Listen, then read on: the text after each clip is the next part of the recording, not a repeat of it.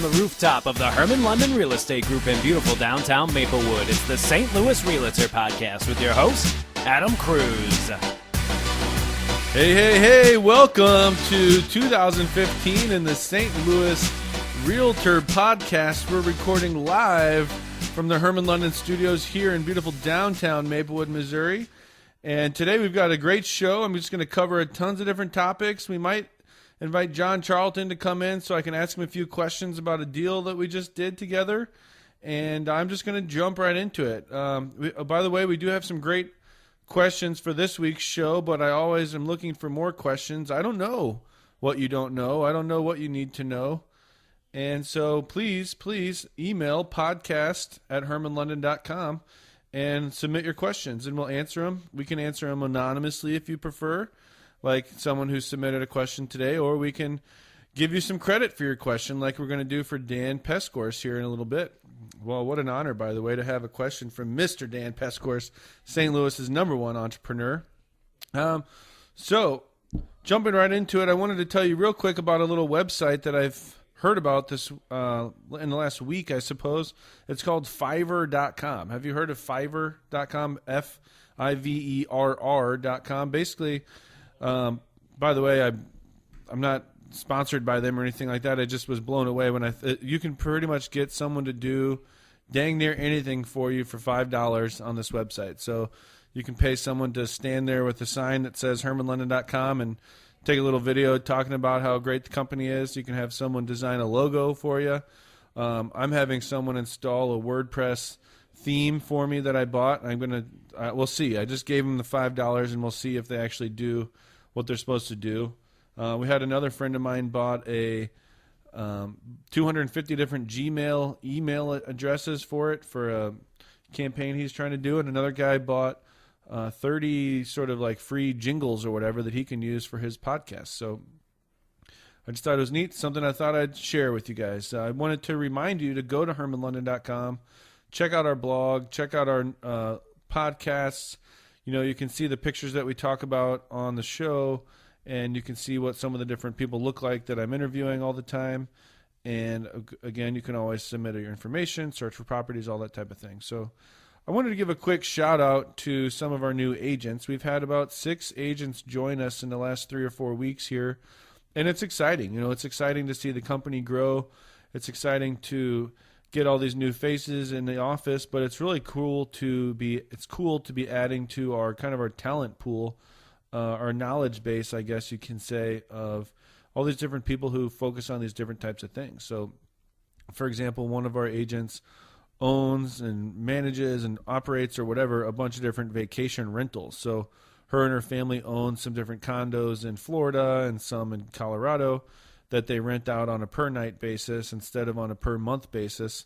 And it's been neat to talk to her. Her name's Kara, and learning about kind of that business model, and now knowing that if someone asks about that, or if someone's interested in turning their property into a vacation rental or even a vacation rental by owner, you know, I can say, hey, you got to talk to our agent Kara. She's been doing that, and we've had a few other agents join that are on our what we call our retail path, helping people like you buy and sell homes, for dream homes for your family, and another couple that are kind of like what I would consider to be investor friendly. They're very savvy with working with different types of investors, and you know, you've heard us talk on the show about flipping and wholesaling and rehabbing and buying and holding and all that kind of stuff. It's great to have more agents that are kind of specializing in that and know a lot about it. So, you know, when comes time to make some cash flow or get some return on your investment, we have people that can share their perspectives. And that's how I learned about, you know, what I know about real estate investing is from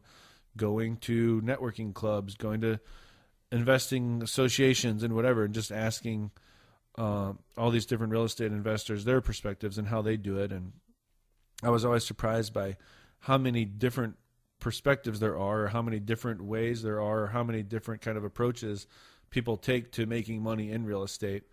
And so, you know, you never know which one's going to be best for you. But one of the questions that we got, actually, the one from Dan Pescourse, sort of goes in line with that. I'll just go ahead and jump around. My producer's looking at me like I'm crazy here today, but I'm going to jump around a little bit. Joey, I hope you don't mind. Here's a question from Dan Pescourse. He said, why invest in higher value rental property when they don't cash flow as easily? And why would I even bother? And I think what Dan is asking me is, why should I buy, for example, a $150,000 house in Baldwin that I might make $200 a month on, when instead I could buy, for that same $150,000, I could buy maybe 3 or even 4 kind of lower income properties in a different area of town where you can buy a home for, say, $40,000 or be in total into it for even less than that, but just to give out general numbers, I'll just say 3 houses at $50,000 total each, and maybe each of those 3 properties at $50,000 might cash flow, say, $400 or $500 each. So for the $150,000 you can spend, I'm just going to use Baldwin as an example, and make $200. Dan's saying, why don't I use that same $150,000 and buy 3 houses in a different area of town and make $400 each, or a total of $1,200? Why would I leave $1,000 on the table? And I think that if it was that simple, the answer would be, you're right, Dan, go to a lower income part of town and buy 3 houses for $50,000. But I think if you look at that, investors, let's get out their income statement, let's get out their balance sheet at the end of the year after they've owned a property for 1 year or 2 years or whatever. I think that we would find that the higher income home, let's say, I'm just keep using Baldwin as an example, we maybe did actually net the $200 a month, the $24,000 or $2,400 a year, and so that's what we actually made. And let's say when the tenants moved out, it's very possible, and honestly, in our experience, we might find that the tenants moved out and left the property in better condition than what they found it in. And I'm not going to say that's not possible in the lower income areas.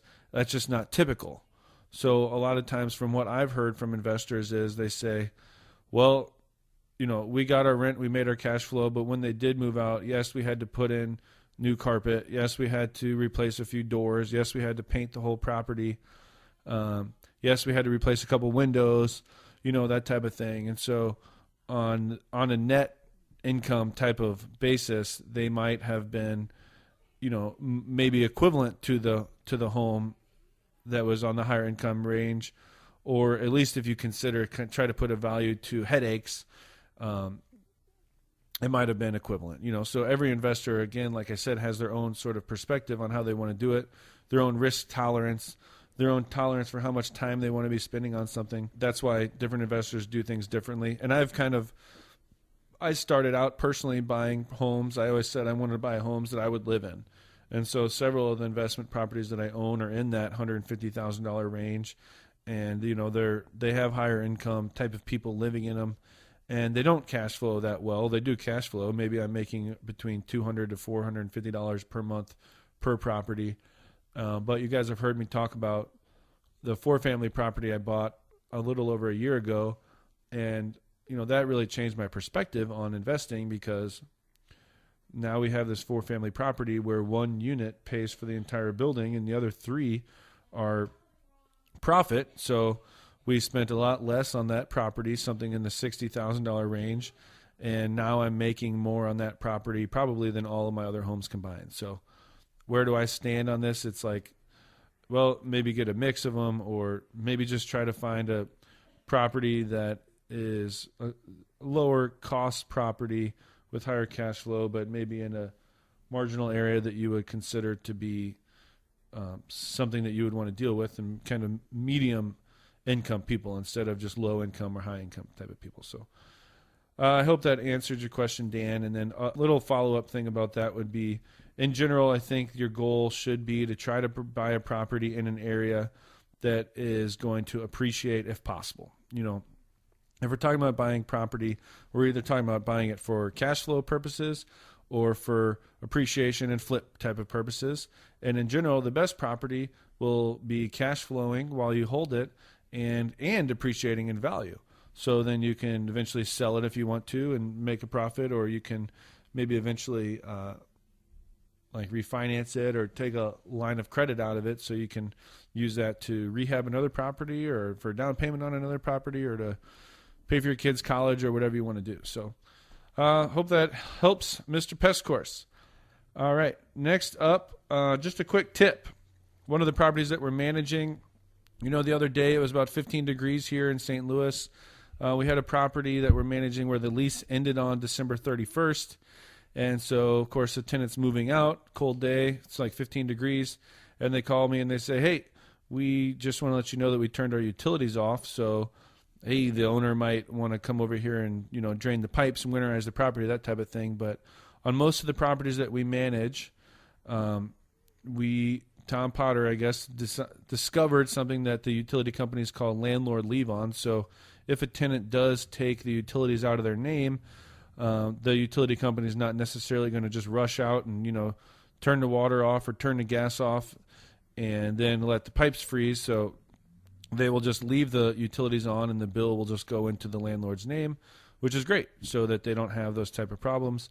And while we're showing the property, if it's vacant, while we're showing it, believe me, as a guy who's shown a lot of properties in the cold winter months, actually I was doing it this morning, we tend to spend more time in a property that's comfortable, right? So if we get to a property and it's freezing cold and it's vacant, we're going to kind of run through it. I don't know, I'm not sure, get back in the car where it's warm.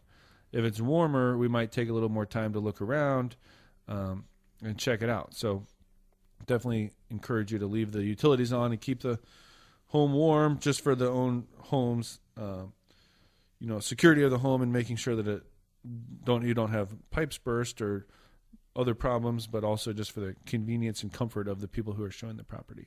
I think that we would love it if we have other realtors listening to the show and other realtors either from St. Louis or from across the country and other real estate brokers too. And so one of the things that we've been considering lately is our IDX options. And IDX is International, I believe, Data Exchange. And basically that's code words for the property search part of our website. So one of the most well-visited and most trafficked parts of our current company, HermannLondon.com website, is people coming to the website to search for properties.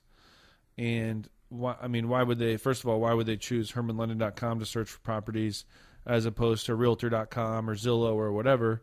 And it's a mix of reasons. Hopefully we have a fantastic property search experience that we can provide the clients. They might really like the way the results show up or the abilities that they can find with how they can search for properties. They might like looking through the map, that type of thing. But, why would they choose Hermann London over a Zillow or a Trulia or another really non-Realtor specific website? And essentially, all of the properties that are on HermannLondon.com on our property search are actually for sale. It feeds directly from the MLS. So any realtor in town puts their properties on the MLS, whether they work for Remax or Berkshire Hathaways or Gundaker or whoever else. We all put our properties on the MLS, and then the MLS feeds their data to our company's property search website. So then if a property goes under contract or if it's sold, it's not going to be on our website, on our property search anymore. So that's one of the things. We get a lot of calls from people who found a home on Zillow and they want to see it. And we, look it up and it's not for sale. It's just happened to have sold 6 years ago or whatever. And so Zillow's data was just wrong. So anyway, my point is we're considering switching our IDX provider. We're considering switching essentially the property search functionality that we have on our website. And so, any feedback that you have, things that you like about searching for property on our site or things that you wish we had or things that you've seen on other websites, etc. We love your feedback because we really want to make sure that we make a great choice. All right, I want to just keep answering a couple different questions that we had. This is actually a question that we got from a client of ours who is a flipper. He buys properties in his company name and he sells them and he signs for his company. And we, as the real estate brokerage, I guess I'm going to sort of talk legal stuff a little bit. I should disclose I'm not an attorney, and if you have legal questions, please consult an attorney. But he was asking us, why do we require what we call proof of signatory authorization? So this guy, like I said, he buys properties in the name of his company, And when we either are listing the property for him or helping him buy a property that he's buying in his company name, we always ask him to give us a copy of him or anyone else, a copy of either his articles of organization or his operating agreement or something like that, proving that he personally has the ability to sign for their company. And the point is, if we're going to go list someone's house and we look up, we get a call from someone, they say, hey, come over and list my house. And we look up in the tax records and the property's owned by, Greengrass LLC 123.com or whatever, by some company, then we need to know that whoever the human being that we're actually going to meet with has the ability to sign and has the ability to make the choice essentially to let us list the property and ultimately sell the property. So that's why we require the proof of signatory authorization, so we can prove that whoever is signing these documents, whoever is giving us access to the property, giving us permission to list it online and all that stuff, actually has the legal ability essentially to list the property with us, and it's not just some random guy trying to sell a house. I've read articles before about fraud and crimes that have been committed where people are selling homes that they don't actually own. They're taking the money and running. I don't know exactly how they do that, to be honest with you. I mean, in today's world of title companies, title insurance and searches and all this kind of stuff, it's surprising to me that people can do that. But I guess with fraud and, fake documents and stuff like that, there's things that you can do. But I was going to go on and talk a little bit about agents taking the winter off. If you're a realtor and you're listening to this podcast, then listen up. If you're just a non-realtor, I should say, and you're listening, then this might not be too interesting to you. But I've seen this a lot online. I'm on a lot of different Facebook realtor groups. We have agents in our office, and they kind of consider the winter to be, I guess, like sort of the slow month. And this might apply to sellers too, who a lot of times say, oh, I'm going to take my home off the market and I'm going to try to list it in the spring. And I say, why? I don't understand why. Why are you doing that? Why, to the agent who says, oh, I'm just going to take the winter off, if it's because you can and you've got the money saved up and you want to go to Florida for a few months, that's great. That's amazing. That's fantastic. I'd like to do that too. But if you're saying it's because you just don't think there's going to be any business, no one buys and sells in the wintertime, I just believe that's incorrect. I believe that's like your mindset needs to change. For me, some of my biggest months, some of my most successful months have been the winter months. Actually, this December, once again, is probably going to be my biggest month of the year. So I would encourage realtors to think of their job and their career as a full-time, all-year-round type of thing, And so maybe we can spend some more time in the winter, doing some planning for the next year and catching up on some of the projects that we wanted to do, making some, updates to our systems and that types of thing. But in general, don't take the winter off. Don't go get a part-time job over the Christmas holidays because you think that there's not any real estate deals going on, because there are. And honestly, if someone's looking at property and dragging you out on December 24th to go look at homes, they're probably pretty serious. If someone's going out on the day before Thanksgiving to go look at homes, they're probably pretty serious again. So take the time to do it. Meet with them and take them out and show them homes, because they're probably going to make some decisions and they probably really need to buy or they probably really need to sell.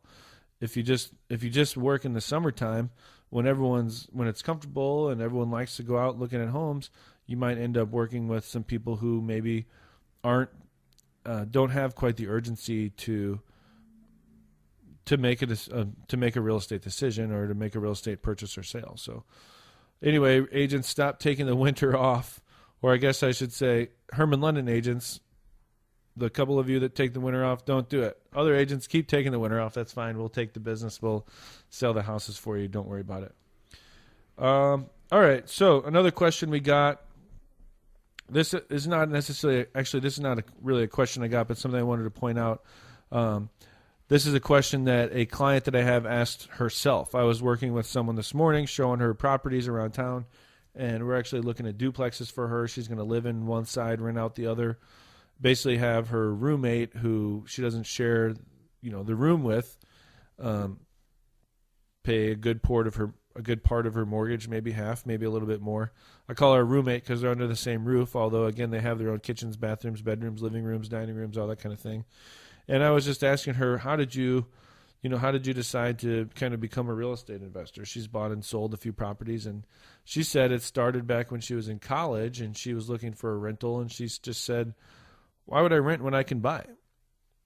And that's a question that I loved the way that she framed that, because I agree with it. It's kind of like, why should I rent when I can buy?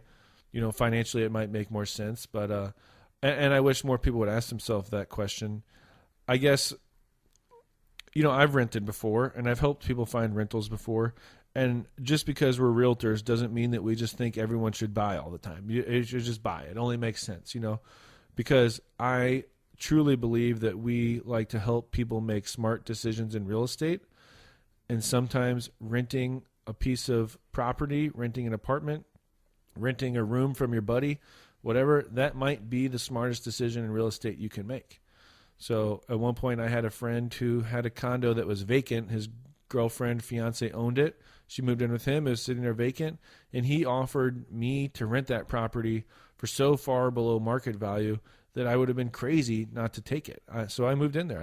It was a condo in Brentwood Forest, and I paid such a little rent there that it just made sense. I was literally making money every month. I was saving extra money that I otherwise would have been putting into a rent or a mortgage somewhere else. So it made sense. But there are some good calculators out there, even one on Trulia that has a why rent when you can buy, a buy versus rent type of calculator. We'll put a link to that on our website on hermanlondon.com under this podcast. So you can check out that calculator and kind of do the calculation and see what makes sense for you. All right, a couple more questions we got. One person asked a question, are home values approaching a new bubble, or will prices continue to appreciate? And I almost would like to say, I don't know. How should I know? I'll tell you that I don't necessarily feel like we're approaching a new bubble. It doesn't seem like properties have been appreciating that much, from what I hear back in the day in the year 2000 or whatever. Property prices were just appreciating. And you could buy a home one day and sell it the next and make a profit. And I think that kind of thing is definitely happening now, but I believe there's other factors at play that are making it so we're not necessarily at a bubble. Hopefully we're just kind of correcting ourselves. The whole 2007, 2008 thing was sort of a pricing correction from getting the prices too high. And now I think we're sort of doing a pricing correction from bringing the prices back up a little bit to where they should be. And, but one of the things is lending is not as easy now as it was, in 2005, 2004, and whatever. In 2005, the first home I bought, I brought my lender a piece of paper from an accounting company offered me a job, and they put my offer on a piece of paper, and I gave it to a banker. And they said, oh, well, look at this. It looks like you're going to be making some money. We'll give you a loan. Here's a $200,000 loan. You can't do that now. You can't do that these days. So, a great group of factors played into this whole, bubble pop or whatever you want to call it that we had. And so, no, I don't necessarily feel like we're approaching a new bubble. I do think prices will continue to appreciate some in certain areas if the property's in good condition, that type of stuff. So you really need to have a realtor who's extremely familiar with your market and who's familiar with pricing property properly, evaluate your property and help you evaluate your purchase before you make the purchase, so you know if this home that you're buying is going to appreciate or depreciate or stay stagnant or whatever. So wish I had a crystal ball, but I don't. But that's kind of my 2 cents about the whole thing. Let's see. I got another question. Why do I need an agent when I can just as easily find the house online myself? This sounds to me like the type of question you can find on a website when you're figuring out questions that you should ask your realtor. But why do I need an agent when I can just find the house online myself? That's a good question. Sort of. I don't think that you do need an agent to find the house online yourself, right? So like I said, you can go to hermanlondon.com, you can go to realtor.com, you can go to Zillow, whatever, and you can find all these homes that are for sale. I don't think you need an agent necessarily to help you find a home that you're interested in, but you do need an agent to help walk you through the entire process. Literally from how do I get in the home to see it to, oh my gosh, I love it. Now what do I do?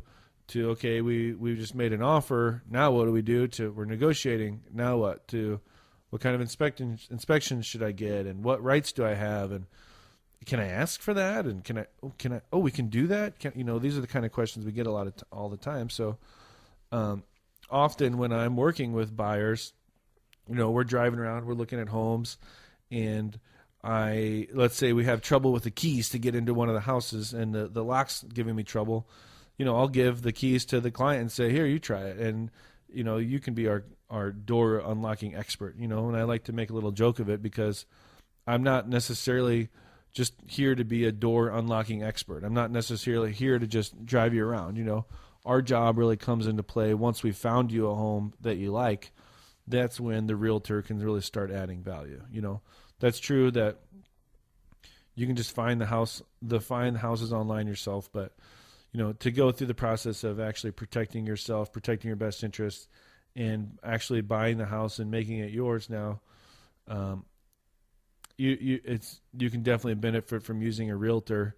Not to mention that when you're working as a buyer with an agent, typically you don't have to pay any commission. So the commission's being offered by the agent who has the home listed. So the question I would be asking is, why not use an agent when I'm buying a house? So next question, is buying a home a good idea for someone in their 50s? Is it still a good investment? Well, that's a good question. I think that it all depends on the person's situation and not necessarily their age. I mean, it all depends on the property and what they're buying it for, like what they're going to use it for. It depends on the property, what they're buying it for in terms of what they're going to pay for it. How are they financing it? Do they have the money? Is it still a good investment? Well, I can't say, potentially. How about that? Because if I assume when you're 50, you're not planning on kicking the bucket anytime soon, hopefully you'll be living until you're 60 or until you're 70. So let's say you're going to buy a home and it's going to appreciate in value, and then you want to sell it when you're 70 so you can move in with your kids or something like that. Well, if you bought it for $200 today and 20 years from now it's worth $250, was it a good investment? That's up to you. It depends on what you put down, what you paid for it, and all that kind of thing. So let's say you bought a 4-family like the one that I bought. Is it still a good investment? Yeah, it's going to cash flow for you. It's going to give you the money that you need for the rest of your life to continue to live and pay for things and go on vacations and buy your grandkids lots of presents all the time. So is buying a home a good idea for someone in their 50s? Is it still a good investment? I'd say potentially.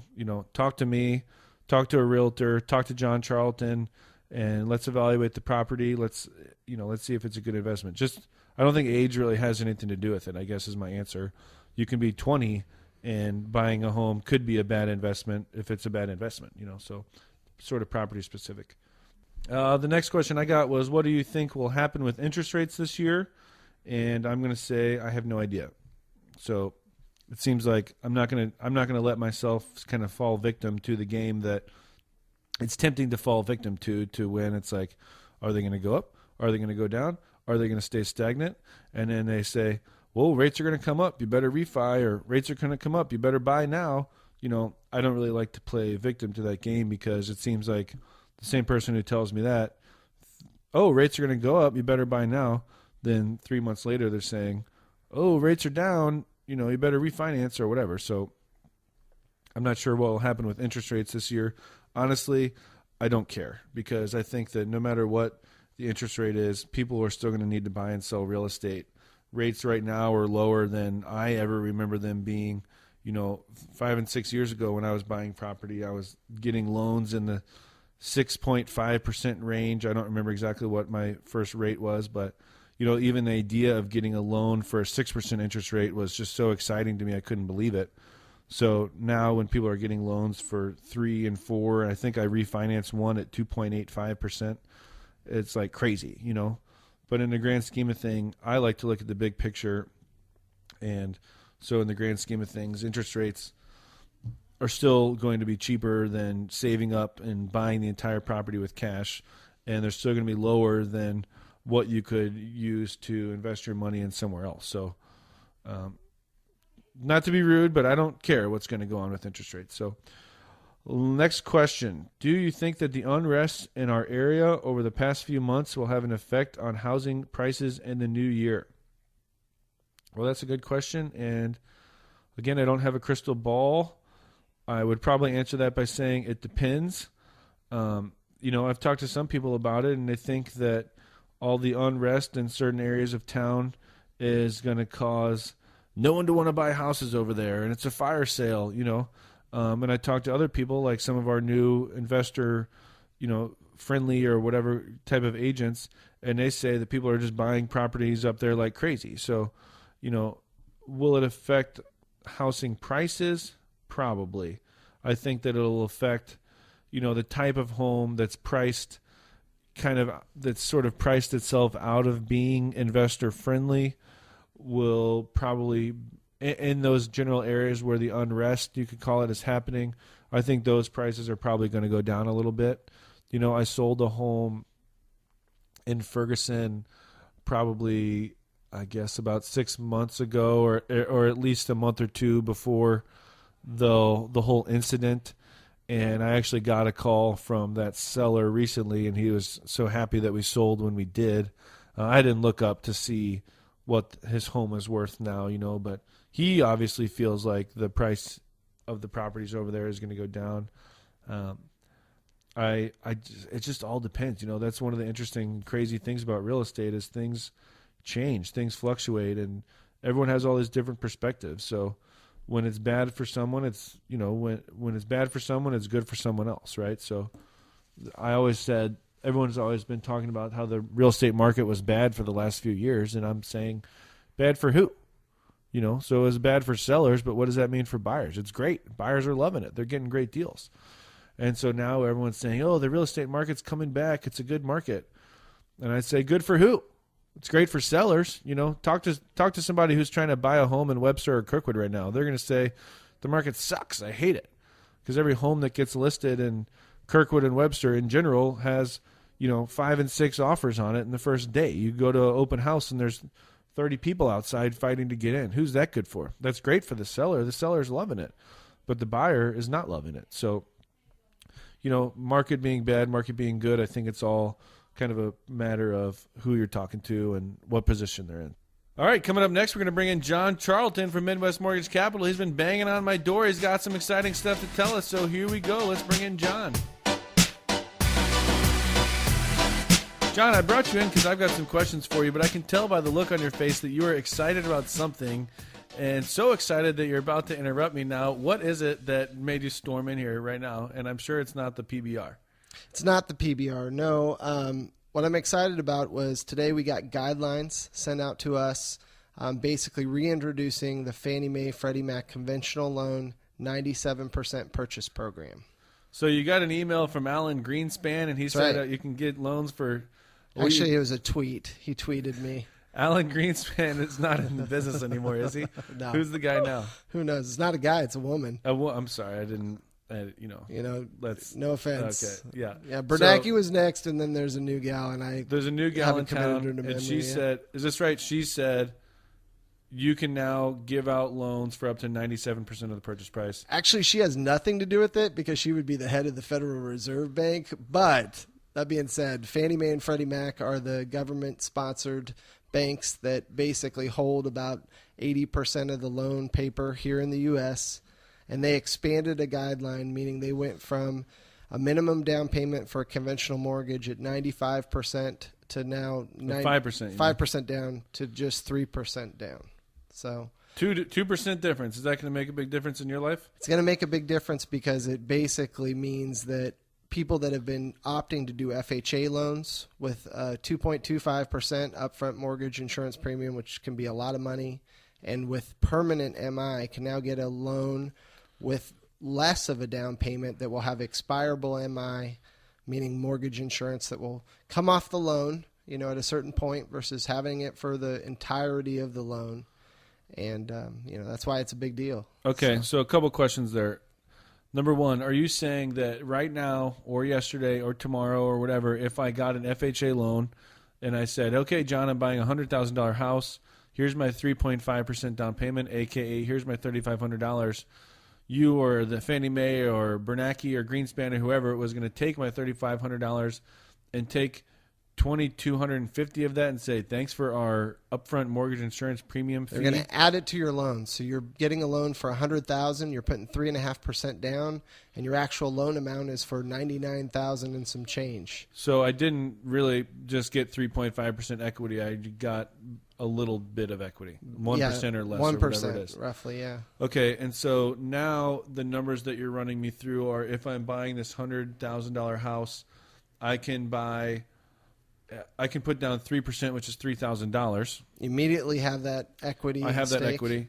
And then you said, what did you say about my forgivable MI? Your mortgage insurance will actually come off the loan once you have 20% equity in the home. Okay. So FHA loans, just last year, they changed their guidelines so they had permanent MI. So meaning that you pay mortgage insurance even when you had 60% equity in the home, you would still have mortgage insurance you're paying to the bank, which is covering them in case you foreclose. Right. And now with this program, you have an expirable MI policy for somebody who's just putting 3% down. So I'm still paying mortgage insurance. I can't get away with no mortgage that unless insurance. I put down 20%. Well, you can do buyouts, so you can buy out of mortgage insurance. But yes, you're paying mortgage insurance unless you put 20% down. So what you're storming in here now to tell me, I'm pumped up about this. You're fired up. What you're telling me is, Adam, if you have a client who wants to buy a $100,000 house, right, they need to come to the table with $3,000. Correct. Then they will buy this house. They will owe $97,000 on it. That's right. Roughly, right? Mm-hmm. And then every month they're going to pay their mortgage, and eventually one day they're gonna only owe $80,000. That's right. And when they do, you are automatically going to make them stop paying this mortgage insurance. Mortgage insurance will come off automatically. There are other ways to remove MI. When it's an expirable MI policy, you can get a new appraisal done, etc. But if you have permanent MI, there's no getting rid of it. So, I mean, that's the big deal. But there's more than that associated with that. If you're a realtor and you've been doing FHA loans, you've run into FHA appraisals that have inspection notices for stuff that's kind of sometimes silly, GFCIs in the kitchen and bath, peeling paint. If you've run into that on an FHA loan, well, you're not going to run into that on a conventional. So that's a big deal. Another big deal is a lot of people have FHA mortgages now and they want to move. Well, they don't have a whole lot of savings. They want to buy a new house. A lot of these people are FHA borrowers still in terms of credit score or in terms of their amount of down payment they can do. Well, they now have an option where they can put 3% down on a purchase and still keep that FHA loan. So if they were turning it into a rental property or whatever, this is expanding the market. Okay, let me ask you a few shotgun questions here. Can I put down 3% on an investment property? No, never. Okay, I know, I was just hoping to slip that one in. If using my $100,000 example, if I paid it, now I only owe you $80,000. Is that going to affect my monthly payment? Yes, your payment would drop. Well, the MI would drop. The MI drops, so my payment, the amount I write you a check for every month should go down. That's correct. I like that. Okay, and are these loans assumable? No, conventional loans are never assumable. And why do we care, since I've never seen a loan be assumed anyway? Well, I mean, there is some argument to be made certainly if you have like the ability to get a VA loan, for instance, a VA loan is a good loan to have because of the assumability when the market interest rates are this low. Because if you have a VA loan, which is assumable and oftentimes is assumed, it's a lot more complicated to get an FHA loan assumed. That's the only other one. USDA is also, all the government loans have assumability, but VA loans is pretty straightforward. If a person wants to buy a house that has a VA loan on it, with limited restrictions, they can assume it. So what's the advantage to an assumable loan? Well, interest rates are at 3.5% right now. In 2020, interest rates are at 7%. You can sell a house that has an assumable loan and that person can have a 3.5% mortgage on what was owed. I mean, that's a pretty sweet deal for that buyer. And you heard it here, folks. The year 2020 interest rates will be 7%. 7%, baby. You're sure about that? No, I'm not sure about anything. You just said that. Well, it's a hypothetical. Sorry. Oh, it's hypothetical. Okay, because I was just answering a question about what do I think will happen with interest rates this year, and I said, I don't care. I'm sure that's not the answer you would give, but okay. I don't care with certain restrictions. This is a country that is built on kind of constant fluidity and constant growth. A little rise in interest rates, slow and steady, is good for everybody because values go higher. Interest rates maybe go higher, but the people's ability to move and to sell and to buy increases with that. What you don't want to see is a day where interest rates go from 4%, roughly where they are now, to 6%, in a short period of time, because that causes panic, in the marketplace. So, well, part of the reason I say I don't care is because it's like things change so much. Everything's fluctuating all the time. 10 minutes ago I didn't know that you can have a conventional loan with only 3% down, so it seems like the market's always fluctuating and the rules are always changing. Right? Correct. So let's say the interest rates do go to 7%. I'm guessing there's going to be some new program out there, or maybe everyone's going to be assuming the loans of the homes they're buying or whatever, Mm-hmm. Or now that you have this. That was really common, actually. Assumability was huge in like the 1980s 85s and 70s when interest rates were 15% or whatever? Yes, absolutely. Okay, so now we have this new conventional loan where I can put down 3% if I want instead of 5% on your conventional loan as of yesterday, right? Yep. And so what is that going to mean? Is that going to mean interest rates are going to rise? Is that going to make home values, rise to where we get another bubble? Or do you think it's just going to be just a great thing in general? I think it brings more people to the marketplace, and these might be statistically, looking at a million people, there's going to be more home buyers. There's going to be more people that are buying.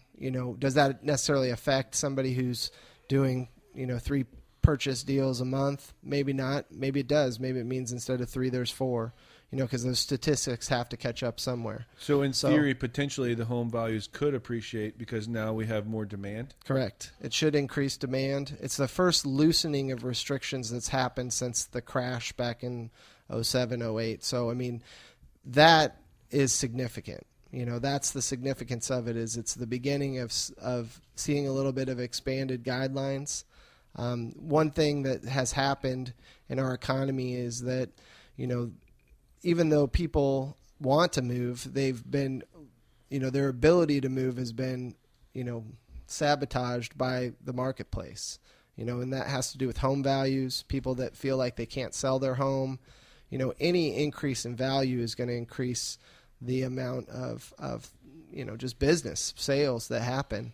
So it's good for realtors. It's good for lenders. Realtors, good for lenders. Good for sellers, I guess. It's good for sellers because if you're going from, and I wouldn't discount the fact that over the last 5 years, FHA mortgages were a huge part of the marketplace. And I don't know how big they are for each individual realtor, but overall, it was 3 and 5 purchase loans at one point were being done with FHA paper. That's a huge percentage. Okay. Because of the restrictions now on FHA loans, most people that you talk to have heard through the news, media, this way or that way, that really they need to avoid an FHA loan because there's permanent MI.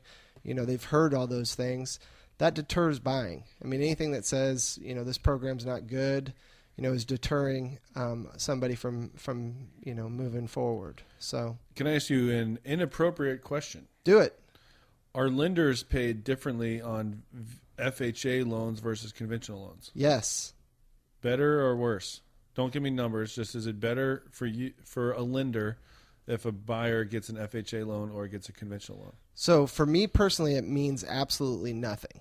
So it doesn't matter to me. I'm not compensated, and the law restricts compensation to individual loan officers. I can't steer somebody to an FHA loan because I make more money. It's not the case.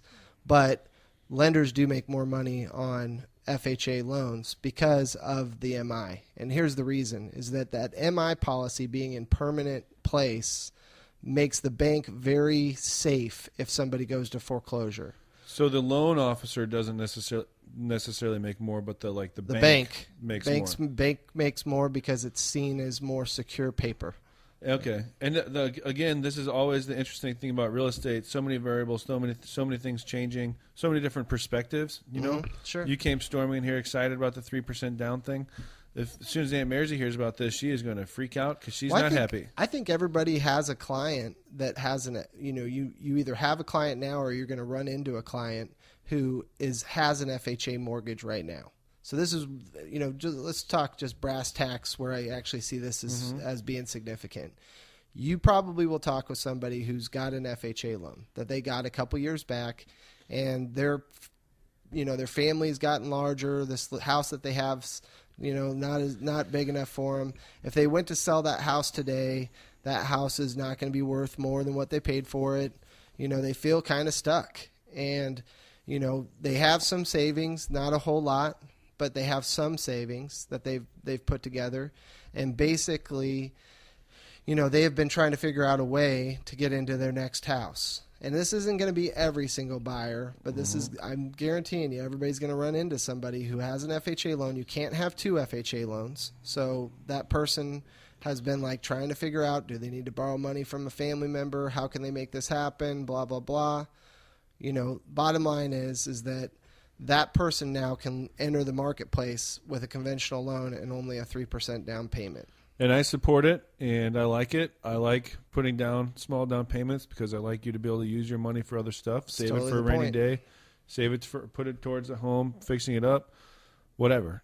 Again, there's always going to be the people out there like Aunt Marysy who think we're all criminals if we don't put down 20%. Anyone who doesn't put down 20% is crazy and criminal.